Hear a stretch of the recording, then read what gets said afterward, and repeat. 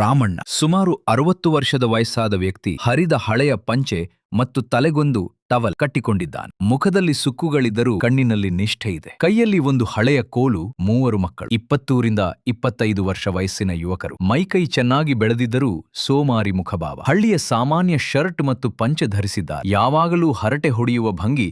ಸೂರ್ಯೋದಯದ ಸಮಯದಲ್ಲಿ ಹಚ್ಚ ಹಸಿರಿನ ಹಳ್ಳಿಯ ದೃಶ್ಯ. ಮುದಿರೈತ ರಾಮಣ್ಣ ತನ್ನ ಹೊಲದಲ್ಲಿ ಕಷ್ಟಪಟ್ಟು ಕೆಲಸ ಮಾಡುತ್ತಿದ್ದಾನೆ. ದೂರದಲ್ಲಿ ಅವನ 3 ಮಕ್ಕಳು ಅಶ್ವತ್ಥ ಮರದ ಕೆಟ್ಟೆಯ ಮೇಲೆ ಕುರಿತು ಹರಟೆ ಹೊಡೆಯುತ್ತಿದ್ದಾರೆ.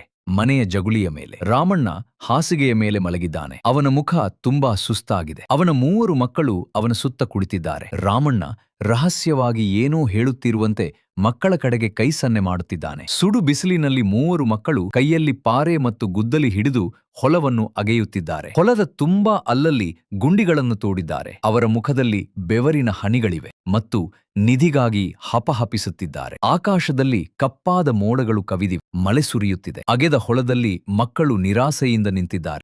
ಒಬ್ಬ ಹಿರಿಯ ವ್ಯಕ್ತಿ ಅವರಿಗೆ ಬೀಜ ಬಿತ್ತಲು ಸಲಹೆ ನೀಡುತ್ತಿದ್ದಾರೆ. ಮಕ್ಕಳು ಮಣ್ಣಿನಲ್ಲಿ ಬೀಜಗಳನ್ನು ಹಾಕುತ್ತಿದ್ದಾರೆ.